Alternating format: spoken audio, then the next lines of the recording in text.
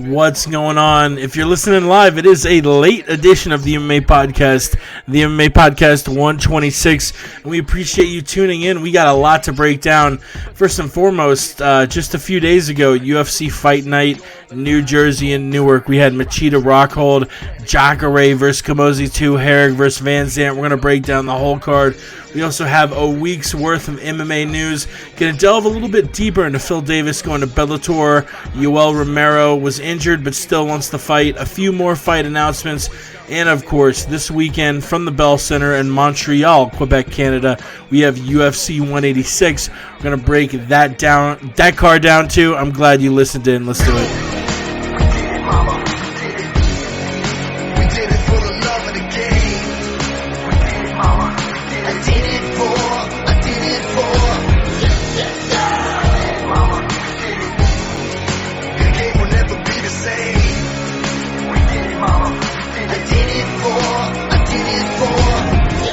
You're listening to the MMA Podcast. Jesus Christ, I was muted up, so I'll edit that mute out in post. Welcome to the MMA Podcast. Thank you, Lenny Hart. It is the MMA Podcast 126. As always, you can visit us at themMMApodcast.com, on Twitter at the MMA Podcast. We are joined by the ever-controversial Davey Boy tonight. Dave, what's going on? Hey, what's going on, Jake? Nothing much is going on over here in the future and shit, but other than that, though, can't wait to talk about some fights and stuff. Just want to give one quick shout out to the Keyboard Warriors, E-Law, Fred Kirby, Nick, and Aaron Robbins of Stand Up. Jen in Florida, what up? What's happening? So other than that, though, let's get the show on the road. Let's get it on the road. A few shout outs of my own. Of course, Ramses, who has missed last week and this week, which, you know, the man almost makes every single MMA podcast. I hope we won't need to do a funeral episode next week, but the man's a little sick. He's recovering, and I hope he's back soon. Of course, Yao.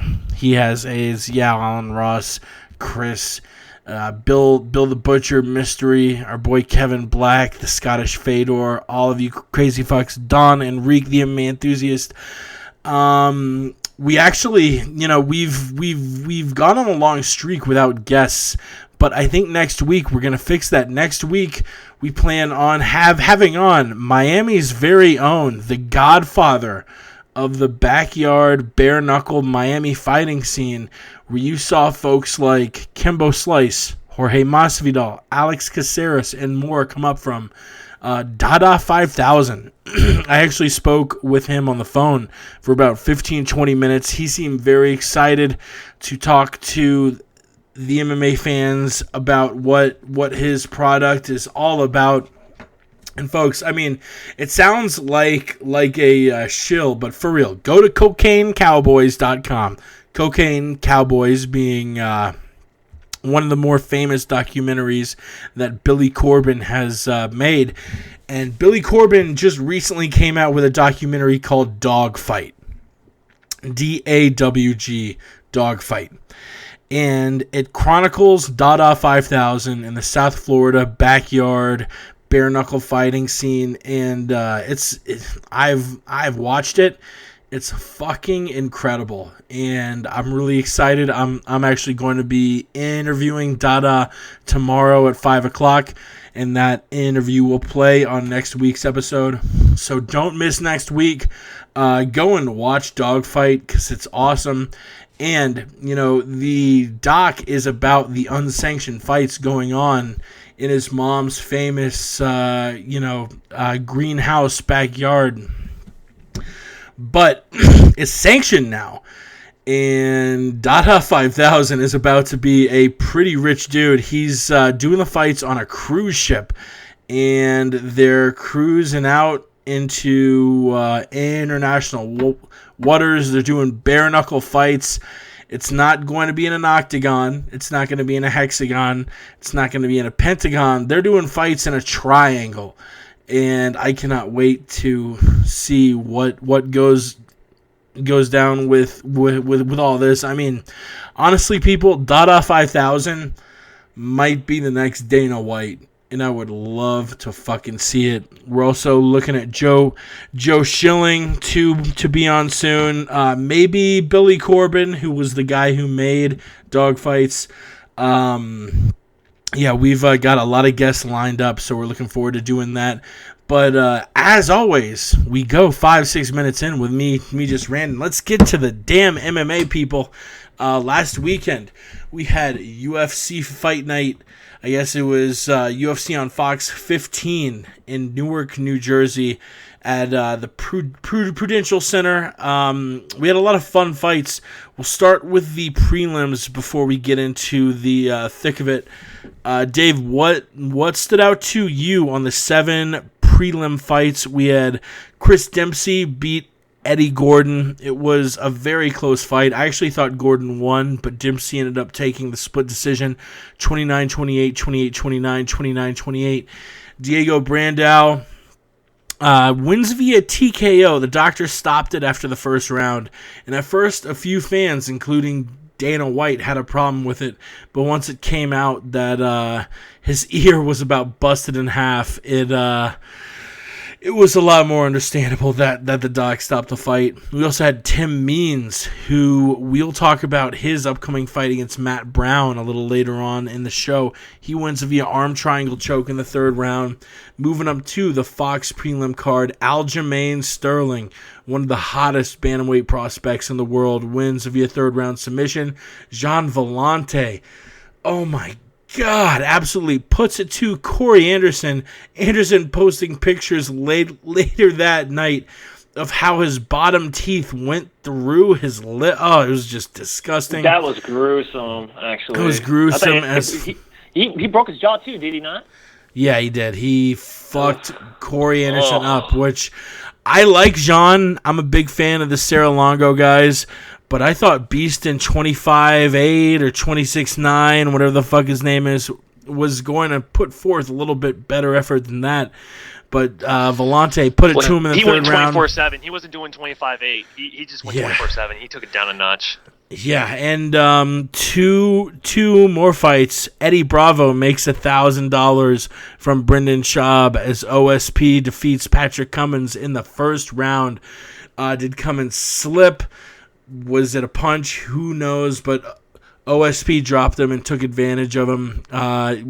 Finishes the fight via KO with 6 seconds left. And Beneil Darush, for fights that are a unanimous 29-28, that was a pretty decisive win, and he ends up taking it. What stood out to you, man? It had to be in the Takeda Mitsugaki and Aljamain Sterling fight. I mean, you already called it that Aljamain wins the fight via sub, but how Aljamain got that sub was the first time he did he pulled guard and he does an arm triangle in guard. That's the first time it's happened since Jeremy Horn and Chuck Liddell when they fought for the first time. And I'll be honest with you, I think Takeda was getting kind of the better on the stand-up and stuff, but once Aljamain put on that arm triangle choke from guard, I was like, holy shit! Like, he doesn't have it. And then next thing you know, Takeda, they stopped the fight. Takeda pretty much tapped out. And I'm like, no fucking way. That's like, to me, seeing a submission like that obviously reminds me of Jeremy Horn and Chuck Liddell, but at the same time, you don't see that submission a lot. It's like seeing the Korean Zombie put on the twister on Bad Boy Garcia. You know, I was more in tune than that one. Hopefully got performance for that one, but probably not. They probably gave. Who did they give the performance? The fight in the night went to Vellante versus Anderson, and the two performances went to Luke Rockhold and Max Holloway. Max Holloway. Oh man. Oh, that's another fight I didn't see coming. Like, if you guys listen to like last, I didn't either, man. Holy shit, dude! That like kicked me in the dick right there. Actually, see Max Holloway, but we'll talk about that one later. But going back, Aljamain Sterling. I mean, just pulling off a unique submission with that arm triangle choke in guard was phenomenal. It just goes to show again why I think Aljamain is underrated in the UFC, and he is an awesome prospect, and they need to be boasting him a little bit more. But out of all those fights, that one, and then the Corey Anderson fight, yeah, that was pretty disgusting. But Yeah, I would say Patrick Cummins getting knocked out like that, and I seen the replay. He looked like he was going in he looked like he was going to shoot on him, and OSP just had perfect time for that uppercut, and Cummins went down. Cummins came. Cummins came. I couldn't put it any more perfectly than that. We'll move on from the prelims to the main card. Davey, your girl, Paige Van Zandt, who blocked you literally for no reason. Like, fuck that girl. She ain't my girl. You were making fun of Felice. You weren't making fun of her, and you put up like a crudely photoshopped picture of a Paige Van Zandt making the joke, hey, maybe you should show up like this for the fight. The joke being that Herrig likes to pull hair. I guess Paige Van Zandt didn't get it, and she blocked you. Which, man, if I've learned one thing, it's you don't block Davey boy. Come on, son. No fucking shit, dude. Like, I would say, like, I would understand if you block me if I'm making fun of you or just making a point and shit, and you just have nothing to say and you want to block me. I mean, that's a win on my part. But at the same time, it's like, damn, Twitter. You're on Twitter trying to make a name for yourself. You know, trying to like gain some reputation and stuff like that. You're gonna get fans. I wouldn't necessarily say I'm a hater. I'm a fan. I love fighters and I hate them at the same time. When they do dumb shit, I'm going to say something. When they do awesome shit, I'm going to say something. But I am a fan number one. Okay, people want to call me a keyboard warrior, call me a troll, whatever. But you got to put the fan in there too as well, because that's what I am. Now, speaking of PVZ, what the fuck? Holy shit. You know, when that card was made for Paige Van Zandt and Felice Herrig fight, that's the first thing I did. Oh, and the picture, that wasn't actually my picture. That shout out to Joe Jaggi, JoeJaggi. He was actually the one that photoshopped. Shout out to him. Follow that man. He actually is a avid tweeter to MMA Roasted. Comes out with awesome Photoshop pictures, stuff like that. Gets retweeted like no other for like the memes and the photoshops that he does. Guy's fucking awesome. So big shout out to him. But he's actually the one that made it for me. And the point to that picture wasn't to make fun of Paige Van Zandt. The point to that picture was to let her know, hey, listen, okay, you probably need to like do something with your hair. Either shave it off, put on a fucking shower cap, something, because Felice Herrig's first fight, she won by cheating by pulling Lisa Ellis's hair. But anyways, what's funny is Paige's promise to shave her head. This would have been the perfect opportunity. Shave your head against Felice. You know, she can't pull it. I like one of the biggest fan criticisms I've seen is that Paige, I guess a few months ago, promised to shave her head for charity or something, and she never did it. This is the perfect opportunity to do it. Come on, Paige. Oh, wow. That's probably why she blocked me. She's probably thinking I was calling her out on something. I mean, that could have been it. Yeah, but Paige, if you're listening to me, you got the wrong idea. I was trying to give you advice, because you got someone by the name of Felice Herrig, Herrig, that likes to pull hair. Cuckold. If you don't believe me, you need to tweet Lisa Ellis, and she can tell you the whole story. She'll probably DM you, because like she doesn't want to make shit public like that, because she has fucking class. Not like that fucking cuckold girl Felice Herrig and her cuckold manager Brian Butler.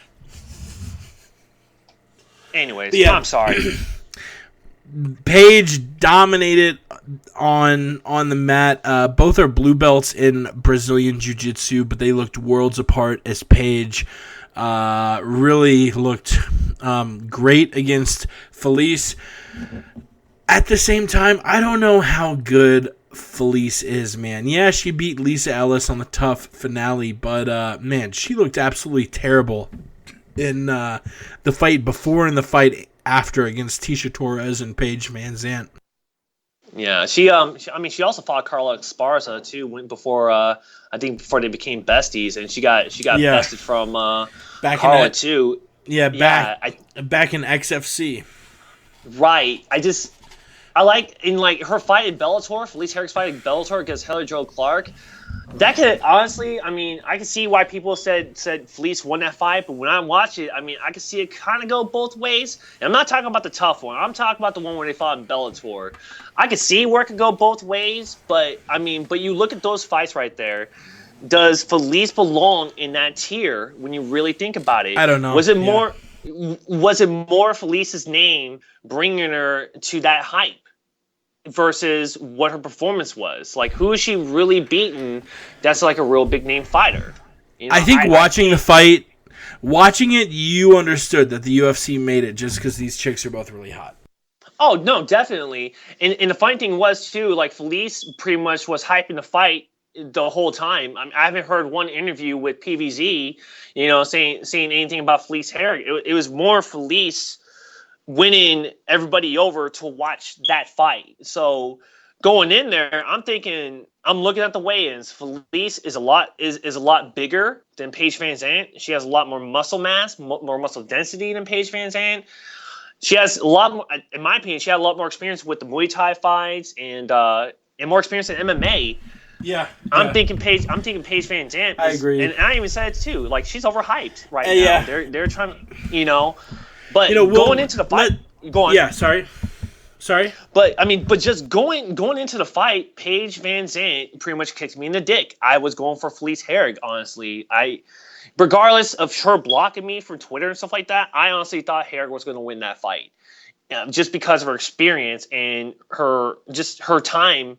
Just fighting, but she just outclassed Felice Herrick, and for whatever reason, Felice Herrick, she lost the fight. I'm not calling this an excuse on Herrick's part, but she tweeted out that she had an adrenaline dump, and like I'm actually scratching my head on that. Adrenaline dump. What the fuck does that really mean? Like, you have an adrenaline dump. I'm not a fighter. Okay, I don't know what adrenaline dump means or anything like that. Is it where you're just amped up and you just have like 60 seconds of being Superman, and then from there you just pretty much just run on E the whole time? I don't know, but I think a lot of people are saying like that's an excuse on Felice Herrick's part, or she shouldn't be in that top tier. But look at Felice Herrick and look what she did for that fight. Beforehand, she hyped the fight up to where more people watched it. But other than that, Paige Van Zandt, though, dominated that fight, though. I was kicked in the dick on that one, big time. Yeah. I don't know. It was, in my opinion, the least entertaining fight of the main card, which stinks because the women sort of have a hole to dig themselves out of.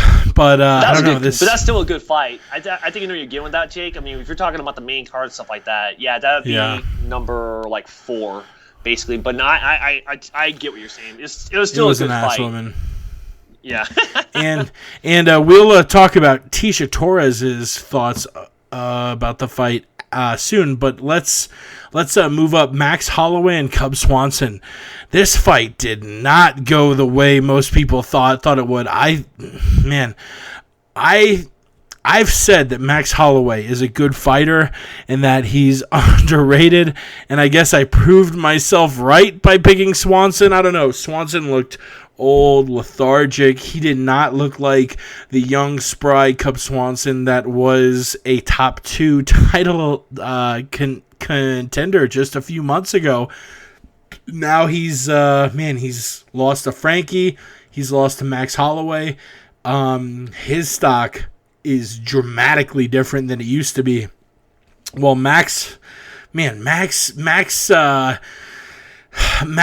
he started, his ground game was the real issue. We saw at UFC 143 when he got subbed by Dustin Poirier a round in that he needed to work on his ground game. And boy, has that guy worked on his ground game. He's looked incredible his last 2 wins against Cole Miller and Cub Swanson. At this point, I'm confident saying Max Holloway is a top 5 featherweight.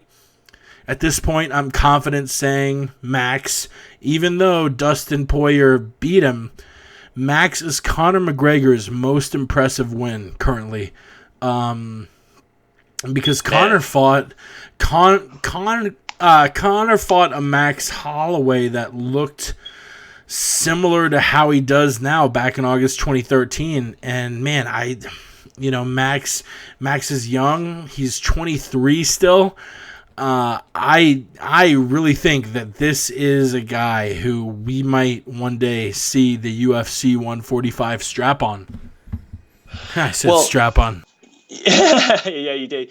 Well, I mean, you gotta look at it this way too. I mean, look who Max Holloway has been in the UFC since 2012. The guy has fought like 10 times, and I think once I want to say about like 10 times. I might be wrong on that one. I want to say like good 7 to 10 times since 2012 to 2015. That's what I'm saying. He's 9-3 in the UFC. He won 3 in a row, lost 2 in a row. The man is on a 6-fight winning streak currently. Exactly, but look who he's fought. Look who he's lost to. He lost to Dustin Poirier, Dennis Bermudez, Conor McGregor. He lost by unanimous decision. Dustin Poirier was his first fight in the UFC, and he was 4-0 before going into that fight, and he loses by a mounted triangle armbar. He's grown a shit since Dustin, and has lost to Dennis Bermudez about 2 years ago. It was a split, exactly. The guy's legit. That was a split. This guy, I mean, you hit the nail on the head on that one, Jake. I mean, when I think of Dustin Poirier and I think of Paige Van Zandt, it goes to the theme of this is a young man's game in the UFC. You look at Paige Van Zandt and her dominating Felice Herrig. You look at Dustin Poirier and pretty much just kicking Cub Swanson in the fucking dick 2 times. To where, you gotta, legitimately say Dustin Poirier, not Dustin Poirier, but Max Holloway is the guy. But here's the funny thing about this one, Jake. I don't know if you noticed this. I don't know if you've seen, the UFC rankings that they posted up. They got Cub Swanson still above Max Holloway. And that's one. Yeah, I mean, it's like I can see why it happens. Yeah, I think before the fight, Cub was 3 and Max was 10, and then after the fight, Cub's 5 and Max is 6. As long as he's moving up, I guess I get it because Cub. Even though Max, he's on a roll. He's won 6 in a row. You look at his last 3 wins: Akira Corisani, Cole Miller, and Cub.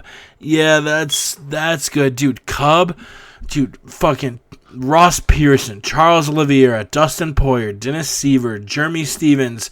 That is he has a name. I can get it. Wow. Yeah. But you know what, though? I mean, since you put it that way, how he moved up from, I think it was, 12, and he moves up to 7. You know what? I mean, Dustin Poirier I keep saying Dustin Poirier. Max Holloway, being a big-name guy for what he's done so far in the UFC. So, how he got just pretty much bumped up into the rank and stuff like that, it makes perfect sense. It actually does. So, I changed my little statement on that one. But, damn, though. He beat the shit out of Cub Swanson, though. You can't deny it. Wasn't even close. He broke his jaw. He jaw. He literally broke his jaw. You can't deny that. And you have got to really love a guy who he's 1 minute away from getting a judge's decision, but he still goes for the finish, gets the guillotine choke with I think 62 seconds left on the clock. Max, and that's a bad thing for Cub Swanson. I can't wait to see who he gets next. Dude, imagine how uncomfortable a guillotine choke has got to be when you have a broken jaw. Oh, my God. I'm not even saying that. Just the fucking luck for Cub Swanson. I mean, he lost to Frankie Edgar with 2 seconds in the 3rd round or the 5th round. And then he lose Max Holloway with a minute left in the 3rd round. Just I'm going to be betting. Seconds. I'm going to bet on Cub Swanson in his next fight because he fought 2 of the most underrated fighters, not just in his division, but in the entire UFC, Frankie Edgar and Max Holloway. Dude, I'm looking at the featherweight rankings now. I don't care if it's Lamas, Bermudez, Lentz, Guida. Dude, Swanson is going to completely tear apart the next guy he faces. Mark my words. Well, it ain't going to be Guida because they're in the same camp. I mean, I don't think Cubs fought That's true. Bermudez yet. Who does fucking Swanson fight? I mean, it ain't going to be Chad Mendez. I think Chad Mendez is going to try to hold out for a little while, unfortunately. But yeah, I think we'll see Mendez versus the winner of Aldo Connor. Yeah, but especially this Connor.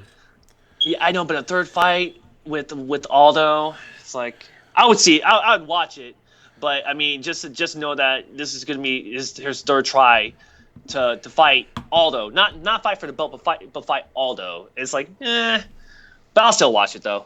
I would still watch it. I think, I think if Connor loses, Cub Connor would make sense. Right. I don't know what the UFC is going to do with Frankie Edgar after he fights Uriah Faber. Right. But I don't know if another match against Cub would make sense there. Maybe Nick Lynn. I have no idea. Yeah, it's there. I mean, you just gotta figure that one out. Yeah. But Max Holloway, who is Max Holloway? Yeah, go on. No, Max. That is actually a really good question. Does he fight Chad Mendez next on a title eliminator?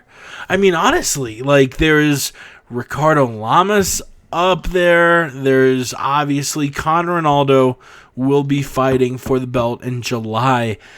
July is a lot of time. That's still like three fucking months. Edgar is tied up with Uriah. What is Ricardo Lamas doing? Is he? Yeah, that's a good question. I say Max and Lamas, and then Cub Swanson against Bermudez, because Lamas beat Bermudez in Mexico. I know that, and then so I would say Cub and Bermudez. Yeah. Lamas has only lost to Aldo and Mendez the last 4 years. So, Let's see Lamas versus Holloway. That would be fun as fuck. Because Holloway has momentum right now. Lamas just lost to the number one contender, or the number one ranked fighter. I know Conor, he's fine for the title and stuff like that, but the number one ranked fighter before the champion is Chad Mendez. And for Max Holloway to fight Chad Mendez, and let's just say Max Holloway beats Chad Mendez. Holy shit. Now you can't deny Max Holloway fighting Conor McGregor, regardless if it's for the belt or not, to be honest with you. I mean, he's going to fight for the belt. I mean, if he beats Chad Mendez. But, if Conor is right there and Conor is the champion, you can't deny that rematch right there. No, you can't. Man, I'm very interested, Jesus Christ, to see too much wax, folks. If you're vaporizing wax, do not vaporize too much. And your Grenco Science G-Pen. Max, I'm very interested to see who the UFC matches him up with next. The co-main event was scheduled to be an awesome co-main, Jacare versus Yoel Romero. And that changed. Yoel got injured at the last second. Chris Camozzi steps in. I don't even know what to say other than props to Chris Camozzi for being a warrior and stepping up against a guy who subbed him early and is much better than him. And Jacare did exactly what everybody thought he would. Subbed him 153 seconds in, an arm bar. Chris had to verbally submit, and I don't know. I guess I'll get into this. Yeah, I feel sorry watching this card, to be honest with you, man. And I'm not saying I feel sorry for. I'm not saying I feel sorry for Chris Camozzi. I feel sorry for Jacare, to be honest with you. Jacare, man, it's a lose for him. This fight was a lose for this guy. I think the reason why Jacare took this fight is because he needed to get paid, but it was a lose for him. And big up to Camozzi because he stepped in to fight. He's back in the UFC. That's awesome. But the UFC, you couldn't find anybody else besides Chris Camozzi. You couldn't have talked to Tim Kennedy. I know he was pissed off about his last fight and stuff like that, but you couldn't have talked to maybe Tim Kennedy. Bisping said he would have taken the fight. Yeah, okay, Bisping too. But I mean, Bisping was tied in with what's his Dalloway. name? Who's the guy that got who? Dalloway. Oh yeah, the guy that got fucking liver kicked. Okay, that guy. 9 KOs. They're promoting his 9 KOs. In the UFC, but he lost to fucking Machida embarrassingly. But somehow they're promoting that. But so he's tied up. Because in my opinion, they're trying to make that card as best as they can. So they couldn't pull Bisping to fight Jacare, but you couldn't have called Kennedy. Like, Kennedy, listen, okay, fucking Romero pulled out.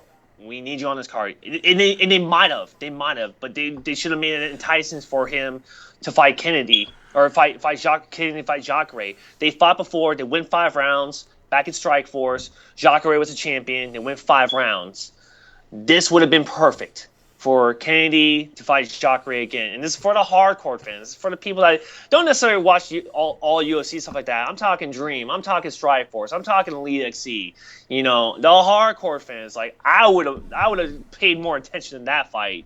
And I like Tim Kennedy. I know, like, a lot of people are saying, like, he's a crybaby, blah, blah, blah. You know what? I like Tim Kennedy because, like, Tim Kennedy goes out there and he does fight too. So they couldn't have picked anybody better. But win for Chris Camozzi, lose for Jacare because exactly the main event. Oh my God! Like, holy shit! You that was another kick in the dick right there. Really quick, just on Jacare. Man, you've got to feel sorry for Jacare Souza. He beat Yushin Okami September 4th, 2013. Folks, it's 2015 now. 2013, he beats Yushin Okami, and the UFC says, Jacare, you have earned yourself a title shot. You will get the next title shot. Little do we know that Weidman Silva is going to turn into this broken leg shit show. Then Weidman's going to get hurt. Then Lyoto Machida is going to leapfrog Jacare, then Vitor Belfort. Jacare's been leapfrogged now by 2 people. It's about to be 3. Jacare was supposed to get the title shot after Weidman Silva. And Machida moves down, looks impressive, knocks out a couple bums. And everyone says, you know what? Weidman's going to fight again July 4th, International Fight Week. Machida Weidman sounds way sexier than Jacare Weidman. So, yeah, we're going to do Machida Weidman. Fuck you, Jacare. Let's keep feeding you bums. They feed him Francis Carmont in February. He wins easy. They feed him Gegard Mousasi. He beats him easy. They feed him Chris Camozzi. He beats him easy. Since being guaranteed a title shot, Jacare has had to fight 3 other fights, all against shitty opponents. Like, I don't know if the UFC's game plan is to fuck this guy over, but he's about to get leapfrogged a 3rd time by Luke Rockhold. Yeah. And yeah, at least they know if that's going to happen. At least you can justify Luke Rockhold, I guess, giving him a leapfrog, because Luke Rockhold is Jacare's only loss in the last 7 years.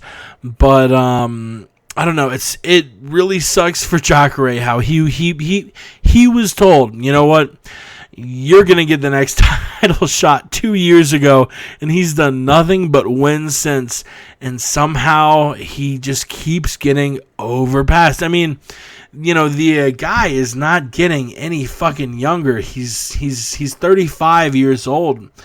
I don't know. Is Jacare going to keep winning and keep getting leapfrogged? It fucking sucks. And just a caveat off of you on that one, Jake. To be honest with you, man, I mean, it's sad to say this too, as somebody watching these guys' career and stuff like that. Yeah, Jacare,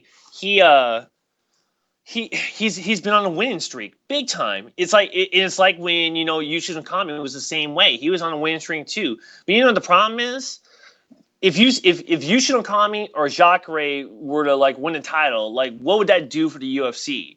It's not really going to do anything for them. It's not really going to do anything for the UFC. Yeah, they'll be a champion, but and look at Luke Rockhold. And here's the thing about Luke Rockhold. Luke Rockhold hasn't fought any bums, and Luke Rockhold is very entertaining too. I mean, especially his battles verbally in his fight against Bisping. That was very entertaining. Or look what he did to Tim Bosch. He beat Tim Bosch in like less than 30 seconds. He fought his first fight in the UFC was against Vitor Belfort. Yeah, he lost by a spinning back kick, but look what he's done since then. It's like how and now you go to the main event. It's like how do you not give a guy Luke Rockhold has fire right now, and you don't like let that fire burn away. You have to ignite that fire, and that's Luke Rockhold right there. Sorry, Jacare, but you might need to learn. I'm taking some from Ramsey. Shout out there, Ramsey's. Yeah, you gotta learn how to speak English, buddy, and you gotta learn how to talk shit. And it's very true. And whether you're looking at Nick Diaz leapfrogging Johnny Hendricks, whether you're looking at Chael Sonnen getting a title shot after a loss to Anderson Silva at a higher weight class, I mean, as much as I hate to say it, the UFC is a business, and like Michael Chiavello said famously on our show, it's all about ratings. It's not about rankings. Yeah. And then Conor McGregor, to name another exactly. one. I mean, I think there's more to the story with that one too, as well. To be honest, ain't no coincidence he hasn't fought a wrestler yet. Well, not only that, I mean, and it goes on the business standpoint too. I mean, they're trying to market internationally. Conor McGregor is the guy in Ireland, and everyone in Ireland is behind Conor McGregor. So if the UFC were to try to like book Conor McGregor as a champion, do you not think that Ireland or all of Europe would be buying that pay-per-view or be sold out in Europe? Seriously. You know what I'm saying? So exactly. I mean, they see the market in Europe to have someone like Conor McGregor or Jojo Calderwood, even though she lost, but she's still, I think Jojo's still a big name, or Johanna Jędrzejczyk. I mean, you said her name right too. Good job. Yeah, thank you. I learned from the best. But you get these people that you had this following in Europe, versus Brazil. Like they're trying to test the waters in Europe, in my opinion, and that's where Conor McGregor comes in because of that reason. There's a lot of hype for Conor McGregor. Is his fights being not? And I'm not saying they're being fixed, but are they being timelined in a sense to where who Conor should fight, who shouldn't he fight before? Jose Aldo? Yeah, they are. But just going back, though, but that's the problem with Jacare, and that's the problem with Yushin Okami. They're just there to win fights, and they're not there to get a fan base following for the UFC to where, oh, dude, this guy has to be our champion. So, sorry to you there, Jacare. Keep doing the alligator chomp with your arms and stuff and go Gators. People. Yeah, yep. Jacare. Yeah, moving along. Man, I would love to see Weidman. It would work out perfect if Weidman fought Vitor this May, fought Rockhold maybe this fall, this winter. Oof.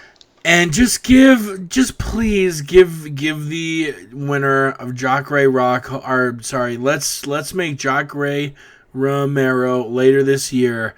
And Dana's got a pinky swear that the winner of that fight gets a title shot, because I am tired of Jacare. Just I have seen a guy get promised a title shot and that get pushed off a while, but Jacare needing to wait 2 years plus is insane.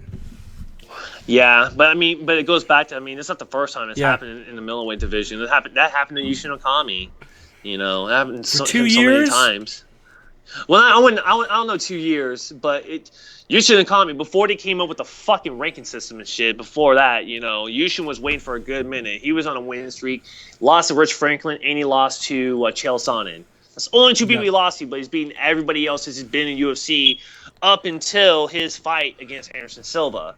I guess I see the same concept. He did get that fight in 2011. He did eventually get it, but I don't know. But he had to fight Silva in Brazil, out of all places too. I was like, you motherfuckers! That was like a gimme for Yushin to go up. All right, you want a title shot? All right, well, you're going to Brazil to fight Anderson Silva. I was like, really, dude? Come on now, really? Yeah, but I don't know, it shouldn't make a difference if you're if you really want the belt, go after it and get it, man. Yeah, exactly. And that doesn't mean not only winning fights, but talking your way of winning the fights and pissing people off. That's what UFC Yo, loves. let's switch gears to the main event. Let's talk about him. Luke Rockhold. He had a bald spot that apparently came from a surfing accident that busted the back of his head open and he's super glued shut. But nonetheless, Luke Rockhold, we haven't seen Lyoto Machida look this shitty ever. This is Lyoto's sixth loss. Lyoto has lost to Shogun Rua, which that was a close fight. Rampage Jackson. I thought Lyoto won that, and it ended up being a split toward Rampage. John Jones. Yeah, I guess John did choke him until he passed out. Davis outpointed him. Yeah, Weidman outpointed him. Aside from the John Jones fight, we haven't seen someone fuck Lyoto up this bad.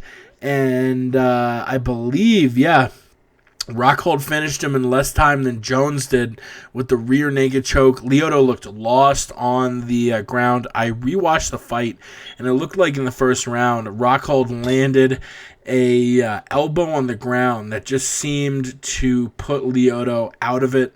And he wasn't the same fighter the rest of the fight. He looked drunk in the second round. And 2 minutes, 31 seconds in, Luke Rockhold wins a dominating fight that will likely earn him a title shot against Chris Weidman, maybe at MSG. Yeah. You can't deny that fight, man. That was I actually pulled for Rockhold in that fight, and I think the Vegas odds actually was favoring Rockhold in that fight. But just to watch 2 minutes, just going into round two and seeing like the first 2 minutes of that fight and seeing what Rockhold did to Machida, I'm like, you gotta be kidding me! Like he's doing that to Machida, like wow. But and that just goes to say too. I mean, like the theme I just said is like this is a young man's game. Rockhold's still young, and he dominated Machida. Here we are. I mean, and again, like Rockhold was fourth in the rankings, and now. More like I didn't read the middleweight rankings for the UFC, but he has to be the number one contender. He has to be. Like he had to. He had to. One Rockhold, two Jacare. Yeah, dude. Like and again, I'm sorry, Jacare, for you. I feel so bad for you, but it's just your situation was kind of fucked up. But like you can't deny Rockhold dominating Machida like that. It's like this. I thought that was impossible to do to Machida. I thought it was impossible. Like, I would think Rockhold would win. I thought it would go maybe 5 rounds at least, But the win in the second, wow.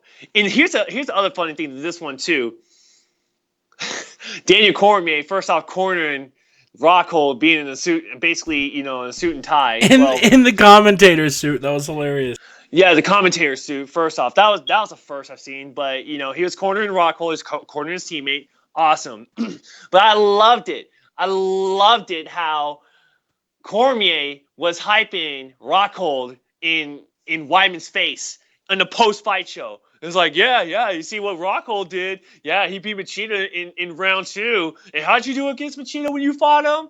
Dude, he was pretty much rubbing that shit in Weidman's face. And Weidman's like, listen, I'm not thinking about Rockhold. Rockhold. Be quiet, I think. He probably said something like that. It's like, but you know what? But DC was so excited that his boy won and he beat Machida like that. So him hyping him up like that, I don't think it was supposed to be like an insult to Weidman. And he kind of calmed down afterwards because Weidman was giving that look like, listen, dude, like I'm not thinking about Rockhold. I'm thinking about May 21st when he fights Vitor. But you can't deny Weidman wasn't thinking about that fight. He's like, holy shit, like. I had to go through Vitor, then I'm gonna have to go through Rockhold. Like, oh, this ain't good, He had to have been thinking about that. But for DC to rub that shit in his face, I was like, dude, you gotta stop instigating that. You gotta stop, dude. You're gonna see a fight happen here. Do you think Belfort or Rockhold's a bigger threat to Chris Weidman? I for sure think it's Rockhold. I think Rockhold. I mean, here's the thing. I mean, Vitor hasn't been tested yet. And I say it like this. Vitor's been TRT Vitor. Now he's fighting not Juice against Weidman. He's not tested. He's not tested post TRT. Rockhold is. Rockhold has been fighting the big name fighters. he fucking dominated Machida. I honestly say Rockhold is a way bigger threat right now to Chris Weidman versus Vitor Belfort. Yeah, I'm so much more looking forward to Luke Rockhold versus Chris Weidman than Chris Weidman versus Vitor. Do you think Weidman Belfort is even going to be a close match? I don't. I mean, yeah, look at all the scenarios on this one. I mean, if Vitor wins, let's just say Vitor wins, do you give that rematch to Chris Weidman, knowing that Rockhold is like right there busting at the chomps? I'd say no. I say you give that title shot to Rockhold. You get that rematch back to Rockhold against Vitor Belfort, and I think you're gonna have a more exciting fight with Rockhold and Belfort fighting versus the rematch of Weidman and Vitor. But again, like, I mean, we haven't even seen the fight yet. We can't. I mean, I could say that now, but when you watch the fight, it might be a different story, though. But I mean, as of right now, I mean, you look at how exciting Rockhold did, is when he beat Machida, and then you also look at how Belfort. And unfortunately, you have to look at Belfort and what he's done to get to the title shot, being on TRT. I guess he knocked out Rockhold, he knocked out Henderson, he knocked out Bisping, with excitement, with spinning head kicks, basically, or spinning wheel kicks. So like having Rockhold and Belfort fight on paper and stuff like that, that's more exciting in my opinion with Weidman rematching against Belfort if he does lose to Vitor Belfort. So I don't know, like I would pull for Rockhold more to get that title shot if Weidman loses. Yeah, I couldn't agree more. Honestly, I think Jacare would have more chance to beat Weidman than Vitor. I just can't picture Belfort coming out with these new TRT rules not completely getting demolished by Chris Weidman. Yeah, but Vitor did beat Chris Weidman, and he's not like on TRT or steroids or anything like that. In my opinion, that would just prove that Vitor still has it. He didn't need TRT to like beat the champion to get the belt. So like that'd be kind of like a validation for Vitor and a validation for all the haters of Vitor. Because I ain't gonna lie, like there's some things I said about Vitor being on TRT and shit. Is like, dude, like you're a cheater basically. But you know what? I did too. But you know what? Like I think I got a little bit more. I think I kind of evolved a little bit more when it comes to this whole steroid and TRT thing. I'm like, I have a little bit of a different opinion now than I was back in MMA Podcast 89. It has been a while. Let's catch up with Luke after the fight when he talked to Joe Rogan after beating the tits off of Lyoto Machida. I'm here with the winner, Luke Rockhold. Luke, you set out to make an impression tonight. You can't make a bigger statement than what you did tonight against the former light heavyweight champion. You completely dominated this fight. It was one of the best performances we've ever seen against a guy at the level of Lyoto Machida. How do you feel about it? Do you hear my walkout song? I'm the best around. Look, I did my part. Weidman, you go do your part. Want to take this across the way. Madison Square Garden. Let's make history. Let's take a look at the finish here, Luke. At the end of the first round, you had him badly hurt as he got up. I mean, you had hit him with some really strong shots from the top. Beautiful control. But once you got him on the ground during the second you took his back, it was basically over. Yeah, I had to take my time. He got a real good sweat going. I think he knew we're going to get in some scrambles, so I was trying to hold position, and I landed a clean elbow to finish that first round. I knew I hurt him, saw him kind of wobble up to his corner, and I knew I had him from there. It's just I saw his timing. I thought he would be a lot faster. I just felt good. Was there anything surprising about this fight? No, not really. I mean, I got confidence in myself. I know I can strike with the best guys in the world. I know where I'm at. I know what I can do. So, Lyoto, I thought he'd be a lot faster. What can I say? I want to thank all my sponsors, everybody got behind me. American Ethanol, Oak Grove, Dippy Car, Muscle Farm, BJPen.com for getting behind me. Awesome. Thank you, everybody. Congratulations, Luke. You made a hell of a statement tonight. And there it goes. And off the heels of that, let's listen to the highlights of the post-fight press conference they had it at UFC Fight Night in Newark. Oh, shit. The attendance tonight, shit. 13,306 people. $1.2 million gate. The performance of the night bonuses go to Luke Rockhold. It was a tough tonight. Tough night to pick. And Holloway. Fight of the night. Vellante and Anderson. So congratulations, those guys all won $50,000.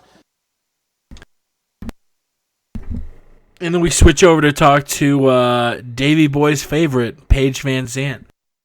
Of course, Fuck Paige Van Zandt. Get a dominant performance. Everyone wants to finish their fight right away. I'm really happy with my performance tonight. I still have a lot to work on. You know, I'm very young in this sport. Every single fight, I'm going to change. I'm not technically the best yet, but I'm at the perfect camp for that. Sure. Let's check in with Luke Rockhold. Things always happen the way I dream them up, and I dreamed this one up with Lyoto, and I believe Weidman's going to go out there and handle his business. So Rockhold is dreaming up a fight against Chris Weidman. Let's check in with the blessed one, Max Holloway. I get calm the last couple fights. You know, every time I'm thinking, I'm just going in there. I'm just walking. The nerves get to me, but the nerves is like, it's like I feel great nerves. You know, it's not nervous like I'm scared of something. It's nervous that I know what's about to happen. Something great is about to happen. Let's get back to Luke Rockhold. Or say it again. This is my show. I was going to come out here and make it my show. I was going to dominate whether he was fighting you well or not. No offense to Jacare, but I am the number one contender. I'm the best guy around, and it's my title shot. I've dominated everybody in my path. I've beaten Jacare, and I deserve it. The goal was just We'll check in next with the guy who beat Jim Miller, Beniel Darush. Just to kind of beat him everywhere in the jiu-jitsu. Stay on top, keep the pressure. I knew if he got on top, it would be really difficult to sweep him or submit him. He has, he's a black belt in jiu-jitsu. Like you said, he likes to go for a lot of submissions, unorthodox submissions. He goes for the knee bar all the time, guillotine. So I just made sure I was ready for those things, and then just stayed sharp everywhere else too. And finally, the underspoken Ronaldo Jacare Souza. Yes, I believe 100%. It's my time. I'm the number one contender. I fought Luke long time ago. Everybody knows. He don't beat me. Strong words from Jacare. The judges thought that Luke won, but obviously Jacare Souza does not agree with that. We'll move on. You know what? I may as well play the damn theme because we haven't heard it in a couple weeks. Let's get to the news.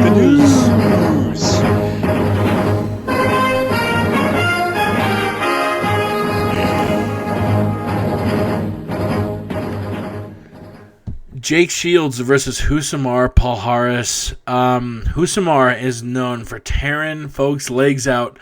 I don't see him getting the leg lock against Jake Shields. I think Jake Shields wins this all day. What do you think? I have to disagree on that one, man. I think Palhares. I'm taking Palhares on that one. He has that leg lock down to the science. I think if anything, what Jake Shields will probably need to do is get a hold of Alan Belcher and figure out his leg lock defense. When he fought back in Fox, 4 years ago, back in May of 2011, Alan Belcher fought him, and Alan Belcher went into Palhares' guard. He went into his the leg lock defense, and he actually slipped out, and Palhares couldn't tap him. He couldn't break his ankle, and I think that's what Jake would have to do. I know Jake has his whole wrestling, jiu-jitsu, American jiu-jitsu game and stuff like that, but you're dealing with a guy who has the key and lock to the leg to breaking people's ankles and stuff, the leg locks. Yeah. I would say that I honestly think Palhares is going to do it again. I think he's going to tap this guy, but hopefully he does it enough to where when you see a guy's tapping, he just lets go. Hopefully he doesn't break anybody's ankles. But Palhares, still a champion. Yeah, Paul Harris, welterweight champion still at World Series of Fighting, but at the end of the day, hopefully the World Series of Fighting will still keep moving on. Yeah, and some more fight announcements. Eric Silva taking on Rick Story. This is going to be the main event of the Tough Brazil 4 finale. Rick Story is a good gatekeeper, but I think Silva's just a little bit better. Silva is becoming famous for headlining all these shitty Brazil cards that don't mean anything. But I guess I'm taking Eric Silva here, although I wouldn't be that shocked to see Rick Story take it home. They did the same thing to Rick Story, him fighting in Ireland. He fought, who did he fight in Ireland? Who's the other welterweight? Who's the other Irish welterweight? Jake, help me out here. Was it Pendred? Did he fight? No, he didn't fight Pendred. He fought the other guy. The guy with the beard. It wasn't Pendred, though. You know what I'm talking about, Jake? He's not Irish, but are you talking about his last fight against Gunnar Nelson that he won? Gunnar Nelson. Okay, I thought it was Irish. See, I'm being racist right now. He's from Iceland. No. You racist? Well, okay. Just because he's white. I know. Tell me about it. But no, okay. But going back, I mean, they did the same thing to Rick Story, going into Europe and fighting, that guy, and he won. Rick Story won. So for Rick Story to go into Brazil, it's pretty much the same old song and dance for Rick Story. I mean, I think he's gonna pull a decision, a unanimous decision over Eric Silva. Story has wins over so many amazing fighters. Gunnar Nelson, Johnny Hendricks. I mean, Story is a motherfucker. You know what? I'm sorry to cut you off. This brings up another good point that I wish I would have told you about before the show started, but the Reebok deal and how much money Rick Story is going to make from this Reebok deal now, how they're going to revamp it and stuff. This guy's going to make a fucking shit ton of money versus like other UFC veterans too as well. Fuck. Yeah. Who else, man? Fucking Gleison Tebow is going to make some fucking money from this Reebok deal now. Shit. Sorry. I know we're talking about the news, which moved along to that there. No, it is well earned. Guys like Gleison, Story, who have put the time in, deserve to make that big money. Speaking of guys who won't be putting any more time in, though, Phil Davis, we touched on it last week. We both agreed that he'd be the next Bellator champ. What do you think about all this smack talk between him and John Jones? Do you make anything of it? Not really. I mean, I think I listened to the MMA Hour actually, and John was like, you know what, like, hey, he did what's best for him and his family and stuff like that. I think John was trying to like send him off and not really talk as much. He said a little bit. It was like a snide comment. It wasn't like it wasn't like he was talking shit because he left. He was actually trying to like send him off. But then what Phil Davis was saying, that's so Bellator right there. That is what he's doing. Since he's in Bellator, he wants to embellish talking shit on John Jones since he's not in the UFC anymore, since he's in Bellator, so you have more eyes on Bellator. But at the end of the day, if you look at this whole deal and stuff, I know the smoke is cleared. It's been about a week or two and stuff like that. He wasn't going to go anywhere in the UFC. Sorry to say that. He wasn't going to go anywhere in the UFC. And then for him to go to Bellator, he's gonna fight lower tier guys, and more likely he's gonna be a champion because of the people that he's fought in the UFC. So if you look at it in this perspective, it's more of a win-win for Phil Davis. He's getting more money, and he's probably going to be either fighting less tier fighters over there, and he's going to be the Bellator champion. So more or less, it's a win-win for Phil Davis, hands down. Yeah. I couldn't agree more. It's a great move for Bellator. It's a great move for Phil Davis. The UFC maybe wishing that they would have offered him a little more money. One more topic before we get to UFC 186 and ship this podcast out. We promise we won't do another 2-hour, 20-minute epic like we did last week. Matt Brown and Tim Means are going to be fighting each other at UFC 189 July 11th in Las Vegas. This is going to be a fun-ass fight. Matt Brown had a 7-fight win streak going before he dropped to Robbie Lawler and Johnny Hendricks, which you can't really blame him on those losses, as they are perhaps the top 2 welterweights in the division currently. Tim Means, released from the UFC in 2013, but he's been brought back, and he's had a 4-1 record since. He just stopped George Sullivan at last weekend's card. He stopped Diego Lima in February. He is a fun-ass fighter to watch, and this is going to be a fun fight. But it's hard not to pick Matt Brown here. I mean, yeah, Tim Means is exciting. He's won some exciting fights. But unless you're an elite name, I don't see you beating Matt Brown anytime soon. Okay, so basically, you said it the nice way. I'm going to say it the more controversial way, to be honest with you there. Bum status. Who the fuck is Tim Memes, first off? Tim Memes? Memes? Who? Okay. This fucking guy, and like, you know what? Like, he's back in the UFC. He's winning those fights and stuff like that. I got it, you know. But who the fuck really is Tim Means besides getting knocked out by Asana? Who the fuck really is Tim Means fighting on UFC Fight Pass? And you know for a fucking fact that he's going to be fighting on the main card. His first time on the main card at UFC 189 in Las Vegas. And him going up against fucking Matt Brown, who's fought on main cards, who's fought the who's who and shit. This is more of a shoo-in for Matt Brown to just dominate Tim Means, to be honest with you. Like, I just don't... Tim Means taking the fight, cool, but like, he yes, he did beat George Sullivan on UFC Fight Pass, in the third round with 3 minutes and 41 seconds. Matt Brown is going to beat his ass worse than what he did to Eric Silva. Tim Memes, you got knocked out by Asana? Well, you could call Matt Brown hell, because you're going to get knocked out worse than the sauna. It's going to get hot. Davey is getting hot. The sauna's getting hot, and I don't think we got to ask him twice who he thinks wins. Tim Means, definitely. Brown, all the way. Yeah, right.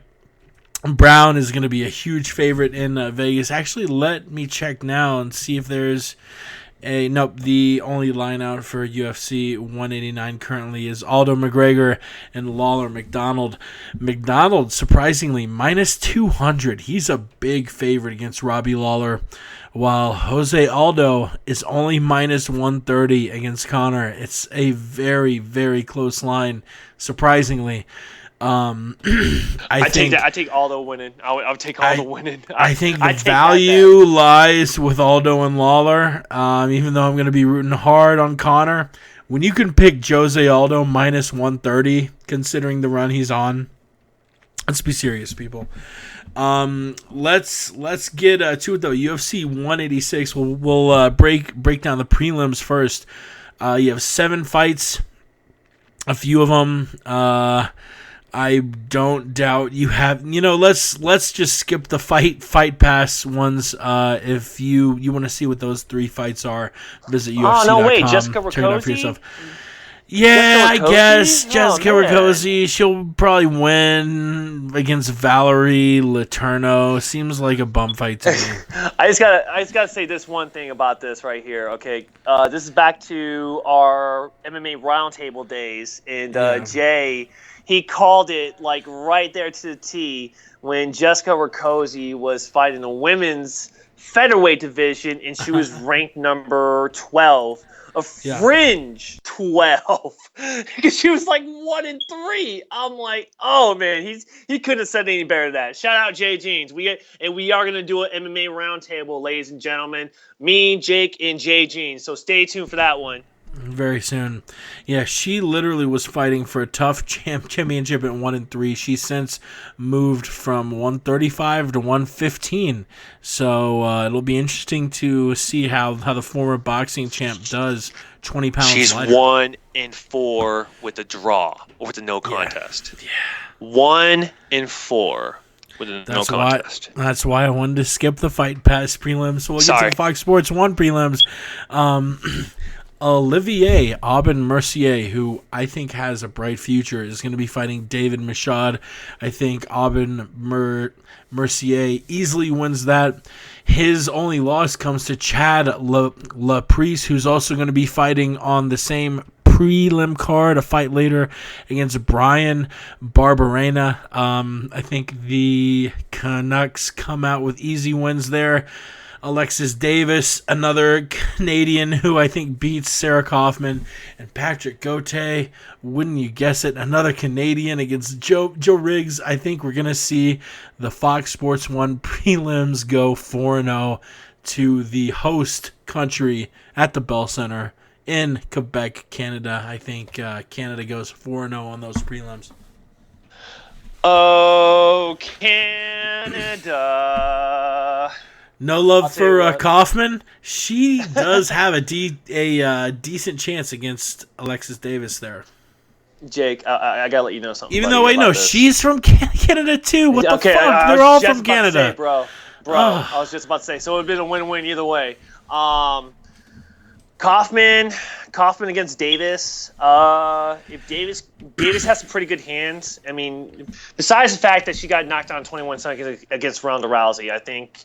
I'm going to just erase that. But Alexis Davis has some pretty good hands. So does Sarah Kaufman. Sarah Kaufman has some awesome hands. But Alexis Davis is a black belt in Brazilian Jiu-Jitsu. I would hope Davis would use that to her advantage a little bit. This is a rematch from 2012 in Strikeforce. Oh, I forgot. Kaufman won that fight, right? Majority decision. Yep. Yeah. It's going to be a good fight. But I think if Davis, obviously it's been like 4 years since they fought. You know, I think 4 or 5 years, but I think Davis is going to be a little bit smarter in this one. Close. Okay, sorry. Sorry. Shit. All right, I'm Asian. I'm bad with math. I'm sorry. Davis, I'm not sure about that stereotype. I know, I'm Asian. I'm bad with math. You know, that's just like a contradicting stereotype right there. But I see Davis pulling it off. I think Davis can just try to grind it out, to be honest with you. And then Patrick Gauthier against the Diesel, Joe Riggs. The Predator. What's that? The Predator. The Predator. The Predator against the Diesel. Hopefully Joe Riggs' gun control card has been revoked, and he won't be shooting himself in the leg again.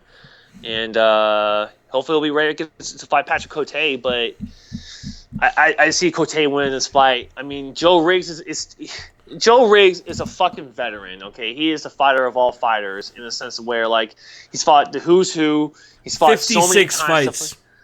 Exactly. And he's fought in the who's who, but that body of his has to be fucking wear the fuck down. It's funny, dude. What's up? Dude is only 32, but he has a lot of fights under his belt. He's 40, 15, and 1 no contest. The guy is 32 years old and he looks 42. Yeah. He looks 42. His body's been through so much. I mean, Joe Riggs is an underdog in my opinion. I mean, I guarantee Vegas odds has Gauthier, winning this fight. I mean, being the favorite in this fight and stuff like that. But I mean, Joe Riggs being the underdog, I wouldn't mind placing a bet on him, to be honest with you. I think Joe Riggs still has a lot left in the tank, but at the same time, though, it's fuck, man, I bet that body is beat the fuck up, though. Can you name the last year he won a fight in the UFC? The only time it had to be Nick Diaz. I can't remember the year, but it was Nick Diaz. He has one more recent fight in the UFC that he won than Nick Diaz. He beat Nick Diaz and Jason Von Flue, both in 2006. Diaz, February, Von Flue, August. Jason Von Flue, you might recognize the name from the Von Flue choke that I think OSP locked in a year or two ago. But Jason Von Flue was his last, Bellator, he beat Mike Bronzoulis in 2013 and then came to the UFC, lost to Ben Saunders, but he will be fighting this weekend against Patrick Gauthier. Let's move to the main card.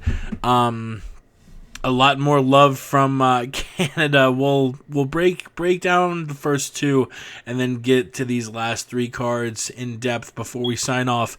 Yves Jabouin against Thomas Almeida.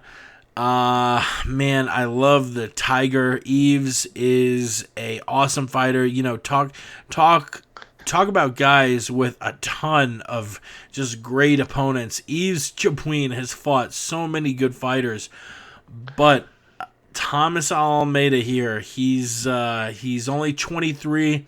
The kid was born in the 90s. He has not lost yet. He's 18-0, and I think he keeps it going. I think he beats the Tiger, Yves Jabouin, and I think he actually finishes it. Yeah. I think I like Yves Jabouin in this one. I mean, I do like Almeida. I think, but I think he actually lost the last fight. I mean, he fought the best of the best. You know, when he got into the UFC, he fought Tim Gorman. You guys remember Tim Gorman, right? From the tough Rousey and Tate season. Tim Gorman. He is like the who's who of the bantamweight fighters. But at the same time, though, I don't think Almeida has a chance against Yves Jabouin. I mean, but because really? I mean, just to be real, no, I think Jabouin is going to win this one. I mean, here's the reason why I'm going off this one, because I'm on this Wikipedia page right now, and like none of these guys have like their own Wikipedia page. Not even Tim Gorman. Out of like the most famous Tim Gorman, he doesn't have one either. But yeah, obviously being undefeated, and I'm not trying to say he's fought in cans or anything like that. But with Yves Jabouin, I mean, he's fought in people in the UFC that are big names, and plus he's from Canada. I don't see him losing in Canada. I see Jabouin's winning it. That's my opinion. I'm sticking to it. Sorry about the mute there for our live listeners. I had to mute up and sneeze, so we had 3 or 4 seconds of just straight silence. But I am back, phlegm on my lips, but I'm gonna keep talking. John McDessie fighting Shane Campbell. This one I'm a little more inclined to go for the native Canadian here. John McDessie, talk about underrated guys. Darren Cruikshank is not a slouch at all, and fucking McDessie put it to him. You have Shane Campbell, a kickboxer who made the transition over to mixed martial arts. He hasn't been able to beat anyone in MMA. The only real test he's gotten is Jesse Ronson, and he lost that fight via second-round sub. I think John McDessie, he's more of a striker, so he'll be more down Shane's road, but I still have John McDessie winning this one quite easily. Not as easy as Thomas Almeida wins his fight, but I still think that I disagree with that the one. Bull wins it. You know what? McDessie wasn't supposed to be fighting Shane Campbell. He's actually supposed to be fighting Abel Trujillo, but I think Abel pulled out from that fight because he's still pissed off at himself for losing to Tony Ferguson the way he did, because he fucking got his ass whipped by Tony Ferguson and couldn't do nothing for himself but cry in the corner. So I think he's still feeling the effects from that and had to pull out because he was still pissed off about that one. But McDessie going up against Shane Campbell. Shane Campbell having a kickboxing record. Shane Campbell and McDessie more likely going to have a stand-up war. I don't see this going to the ground anytime soon. I don't think McDessie has any submission wins or anything like that, or he's been subbed once. He has, as a matter of fact, he got subbed by Dennis Hallman. Shout out to Dennis Hallman, Washington, baby. But I don't see. I don't know. I think it's gonna be a good fight. I will put my money on the Canadian winning. The Canadian's going to win. Well, either way, I think the Canadian will win here because John McDessie and Shane Campbell are both Canucks, but they're all winners. I honestly think it's going to be a good stand-up fight. To be honest with you, that's. I mean, it's going to be. And plus, it being on the main card, it's going to be an exciting fight. It's going to be a fun fight. let's get past Canada because there will be no Canadians in the top 3 fights. You have 3 Americans, 1 Japanese fighter, 1 Brazilian fighter, and 1 British fighter. We'll start with the American versus the Brit, Michael Bisping taking on C.B. Dalloway. Michael Bisping, man, ever since he fucked his eye up, it's been shaky. He's 1-2 in his last 2 fights. The Tim Kennedy fight, he went into favored, and Tim Kennedy embarrassed him in Canada, Quebec City, Canada. Then he fought Kung Lee. Then Luke Rockhold subbed him out, which I guess you can't really blame him for that much at this point. Michael Bisping's stock is sort of up in the air. You know, if he wins this fight, he could be back in the title hunt. If he loses, people could be saying he should retire. No, dude. No way. I hope not. Yeah, I mean, in Vegas, Bisping is favored, and if he wins this fight, he'll be back in the top 10, if not the top 5. He's taking on C.B. Dalloway, who is 4-2 in his last 6. Only 2 losses, a split decision to Tim Boetsch at UFC 166 in his most recent fight last December, losing to Lyoto Machida 62 seconds in via TKO. I have Bisping here. I think the Brit pieces him up. I think his eye might look wonky, but I still think the Count's got it. I can't agree with you more on this one, Jake. I really can't. But for him to go into title contention after he beats C.B. Dalloway, the guy who got body kicked by Lyoto Machida, highlight reel body kicked, and then just going in there and fighting another who's who of the top 10 middleweight division. Well, I don't understand it. Lyoto lost in a title fight, and beating Dalloway arguably put him back into a title eliminator fight. I mean, Rockhold and beating Lyoto has earned a title shot, so Bisping, go on. If Bisping wins, do you put him up there with Yoel and Jacare? No, you don't. He got Bisping right now in this fight right here. As of right now, in my opinion, my professional MMA fanalist opinion, Bisping, you got Jacare syndrome right now. You are in a lose-lose in this one, bro. You are so in a lose-lose. If you beat C.B. Dalloway, you know what, C.B. Dalloway, he's a journeyman. He's not really in my opinion, who is a guy that's supposed to be fighting for a title. I'm sorry to say it, but it doesn't look like that for him. I see C.B. Dalloway as a journeyman. It's going to be more like a lose-lose for Dalloway. For Bisping, win or lose. I think Bisping's going to destroy him. To be quite honest with you, I think he's just going to walk right through him.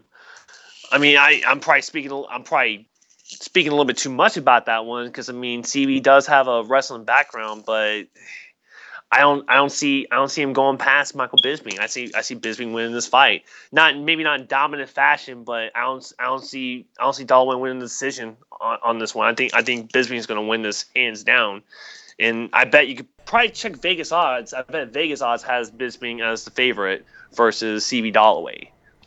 Yeah. And I'm looking now, Michael Bisping minus 145 against CB Dalloway. And if we're talking about Vegas odds, guess who is the biggest favorite on the entire card other than Mighty Mouse? Shit. I was just about to say that too. Thomas Almeida. He is really? He's scheduled to beat the shit out of your boy the Tiger. I think I might have to take on that bet. I think I might have to take that bet. Follow me on Twitter at the MMA Podcast. Follow Davey Boy. We will work out some sort of a Twitter bet. I have Almeida. Dave has Eves Queen, and the loser will have to do something. Are we doing like an Eddie Bravo, Brendan Schaub type thing? Because if we are, I'm Eddie Bravo. There's no way I'll be fucking Brendan Schaub. That fucking asshole lost me fucking I'll be Brendan Schaub as long as we don't have to bet $1,000 on the fight. Okay, yeah. So, well, all right. We'll Yeah. we'll have to figure this out. So if you follow us on Twitter and stuff, we're gonna figure out a bet when we watch this fight, and then we'll figure out what the stipulation is, win or lose. We'll tweet it out. Let's get to the co-main event, Rampage. It's been a very interesting road for Quentin Rampage Jackson. He was going to fight on UFC 186, then he wasn't going to fight at UFC 186, and then yesterday, on Tuesday, a judge in the Superior Court of New Jersey's Appellate Division overturned Bellator's injunction against Rampage, allowing him to once again fight Fabio Maldonado at UFC 186.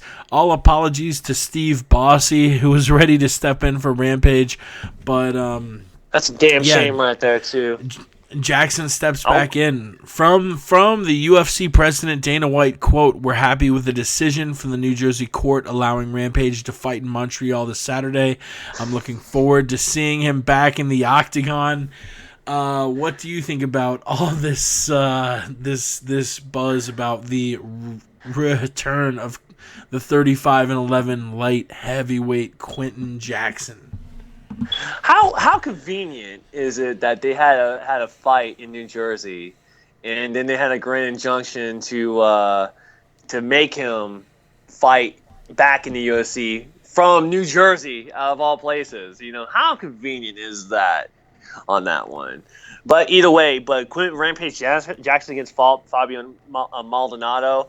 This ain't going to the ground, ladies and gentlemen. This is going to be a stand-up war, and Fabio does have a chin. Yes, he did lose to Miocic, but you know, Miocic's a heavyweight. That's a heavyweight, yeah. And, yeah, it's a heavyweight now. But fighting Rampage Jackson. Actually, I think if I'm reading this correctly, and like I can't necessarily always trust what Wikipedia says, but they might be fighting at a catch weight from what they're saying. But at the same time, I mean, 215.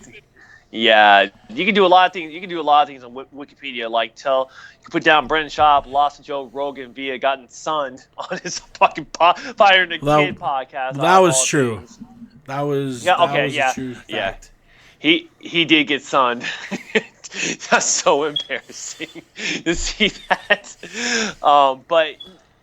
But apparently they're going to be finding a catch weight, and if that's the case, understandably so. Because I mean, they told Quentin he was going to fight. Quentin was probably training for that fight, and they said he wasn't going to fight. And then next thing you know, he's fighting again. So he might have lost some time for the training. Didn't think he was going to win. Now they're finding a catch weight, you know. But other than that, though, stand-up war. I think, in the words of Ramses from the Aunt Jimmy Show, follow him on Twitter, the fight's going to be a work. I think Quentin Jackson is going to I think Fabio Maldonado is going to job to Quentin Jackson. The fight was a work, people. God damn. By God. Ramses, we miss you, man. Get better. Please get better. Stay healthy and stay away from the Katrina should have wiped that city off the face of the map, in my opinion. He is a faggot.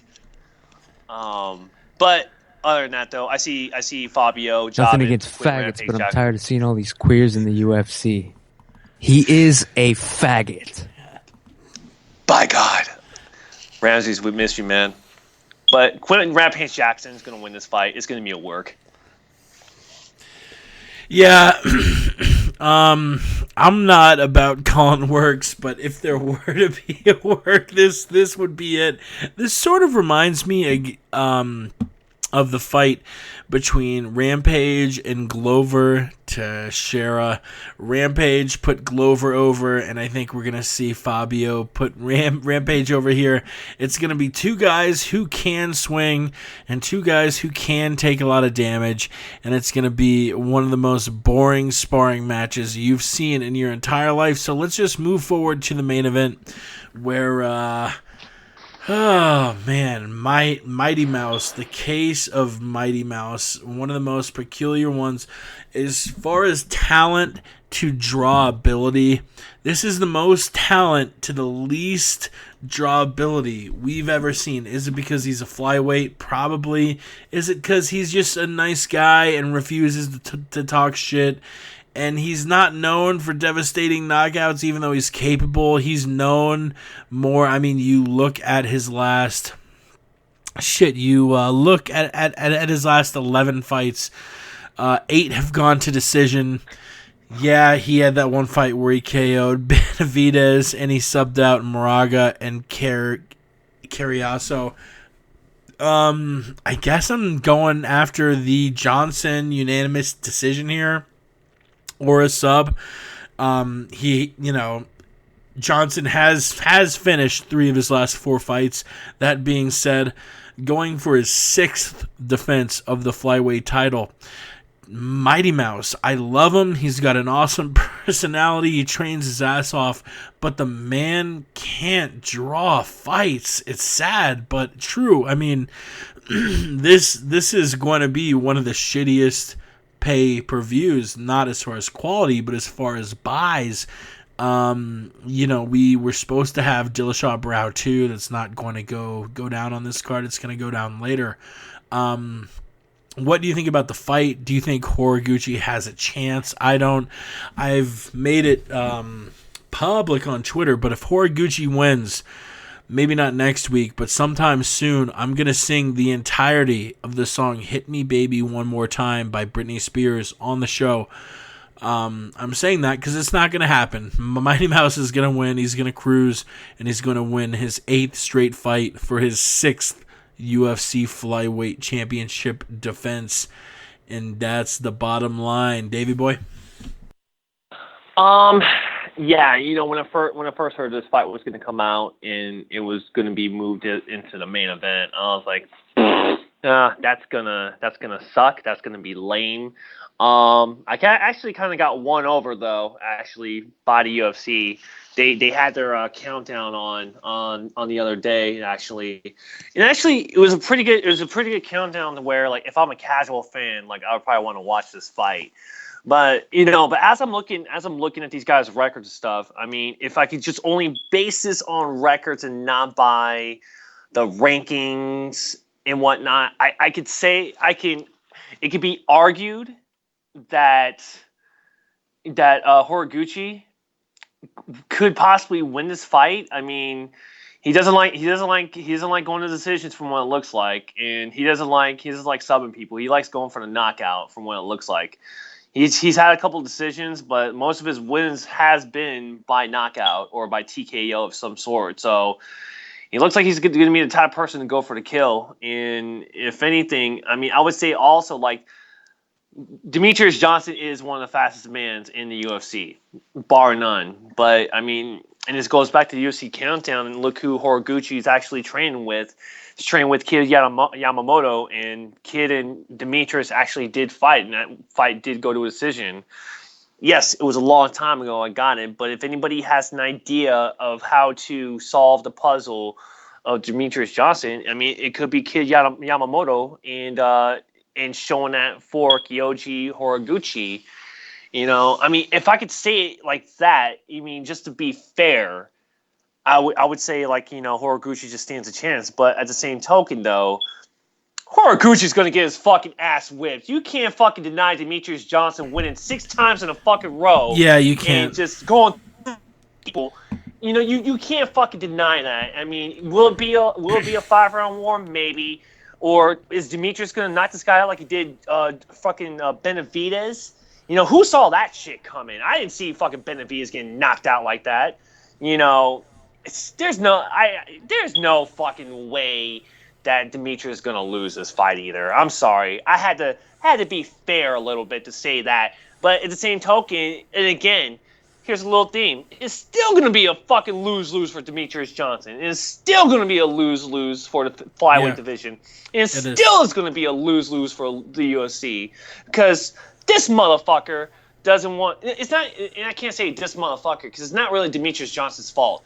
Demetrius Johnson is probably at that tier. He is like up mountains. He's not on ladders. He's on mountains of where he's at in the flyweight division. I'm sorry. But the problem with this one is that if he has Ronda Rousey. He has Ronda Rousey freaking status right now that like he's gonna beat everybody in his division. The problem with that is like there's nobody in the flyweight division that's fucking exciting. But if you go into the women's bantamweight division, it's fucking exciting there. You have not necessarily the who's, but you have your fighters in that bantamweight division that you love. Tell me exactly besides Ian McCall that you really know or you really like in the fucking flyweight division. There's nobody. At this point, nobody. At this point, you've got to make the super fight between him and TJ Dillashaw. No, I would say this. UFC needs to pull him to the side like, listen, man, you're going to fucking lose. You're going to lose to this Asian guy right here. Damn. And you're going to move up. You need to job Demetrius Johnson and move him up to the bantamweight division. I'm sorry, but like, I mean, if the UFC is trying to do everything right and it's just not working out that way, do they really want to lose the flyweight division? No, they don't. But at the same token, yes, Demetrius Johnson is a champion, but there's nothing that Demetrius Johnson is doing to entice people to watch the flyweights. He's that fucking good. Demetrius, Mighty Mouse, just move up to the 135 division and fight Dillashaw or fight Barao. I guarantee you will be more exciting and you will have more people watch you because you're moving up to the flyweight division. Because, like, it's not that you're boring, but it's the fact that you have, like, you're like the Chicago Bulls back in, like, 1990 through, like, 2000. You just always win. And it does nothing for the NBA. And you being in the flyweight division is doing nothing for the UFC being the champion. But if you were to move up, you reinvigorate yourself into a different division and you're fighting better competition. And I fucking guarantee you, you will have more people watch you more because you're not in the flyweight division. And guess what that's going to do for the flyweight division? That's going to make it more exciting because you're not there. So that's my opinion on that one. Yes, Demetrius Johnson's going to win unless the UFC pulls him aside and tells him to job to Horiguchi. Yeah, I mean, logically, I don't know if I can agree with that at all because if a guy is just in charge of his division, there's no reason to leave it. You keep milking that cash cow. But that just totally contradicts what the UFC's like. They don't say it, but that kind of contradicts what the UFC is trying to do. They're trying to make a business, they're trying to make all the divisions exciting and stuff like that. And you just have that one division that's just there, and that's why you see Demetrius Johnson as the flyweight champion. I'm saying 50-45. Demetrius Johnson is your flyweight champion, and still, when it comes down to it. But I think that does it unless you have anything else for us. Davey, where do we find you? Final shout-outs, all that fun shit. All right, other than that, yes, this is Davey Boy. You can follow me on Twitter. Again, follow me. That's DAVEI_BOI. I tweet a lot, so if your feed just gets bombarded from my tweets, go on ahead and mute me, but just don't block me. And other than that, though, if you don't like what I say... You best believe you better not block Davey Boy. Hell yes. But other than that, I'm gone. He's gone. Thank you for listening to TMP 126. We'll be back next week with a breakdown of UFC 186. We'll also break down the fight upcoming in a week and a half. That'll be what. We don't have a May 2nd fight, but we will have Mayweather Pacquiao. I'm sure we'll talk all sorts of boxing here on the MMA podcast. Of course, we'll have Dada 5000. Going to be recording that interview tomorrow. Really looking forward to it. Talked to him on the phone today, and he sounded very pumped up about that. Shout out to Ramses. We hope he feels better. He'll be back next week. Alan, the lazy fuck, was going to be on tonight, but he had to fall asleep. But he has a fight coming up, so we hope he does well there. Yao, he has an ADCC fight rolling around. We hope he does well there. And if you're listening, we hope you do well in your upcoming endeavors. We appreciate the shit out of you listening and supporting the show. And we're going to keep doing this until the rails fall off. To Mystery, the MMA Enthusiast, Bill the Butcher, Kevin Black, Don Enrique, Super Kahlo, Front Row Brian, listen to the FRB show, the Chael Sonnen show, listen to Chael Sonnen tear up that scumbag piece of shit Doug Crosby. Shout out to Hunter, who else? Tito, Fatal Tito, Lexi, at Alexis, UFC Gal, A Girly MMA, Luke Rockhold. He just tweeted me for some reason. I gotta see what that motherfucker's gotta say. No. We will be back next week with a ton of shit, and we love the shit out of you. We'll talk to you next Wednesday. Tune into the MMA Podcast every Tuesday night. Dr. Wild style, always been a foul child. Realize, sucker, I be the coming like Noah. The MMA Podcast, Jake is the host. And since Ramsey's been in the wheelchair, the Aunt Jimmy Show has been on the road. I wanna say John Jones is a host, so I think that I'll pick up the phone and dial 213-457-3380. We got hot takes on the show. You get blood on your clothes if you're sitting in the front row. I throw on my gi and then I lace the hoops. I'll have Yao lying down cause he ain't the truth. And if Alan wasn't a cop, I'd mention you. And shout out to Ross Finkelstein the Jew. Cause according to you, you're an MMA guru. I'll prove Bisping lost his hands count Dooku. If you're a fancy boy, you get a 2-minute slot. Mystery wants a title shot. So listen to the MMA Podcast. Throw a high kick, but I block that. Call me T-Ass, screaming George, where you at? I want the strap. When you know that I'll never tap. So listen to the MMA Podcast. Throw a high kick, but I block that. Call me T-Ass, screaming George, where you at? I want the strap. And you know that I won't tap. Mystery. The MMA Podcast. Most of us just live and breathe this fighting shit. Shut up, Jake. Shut up, Jake.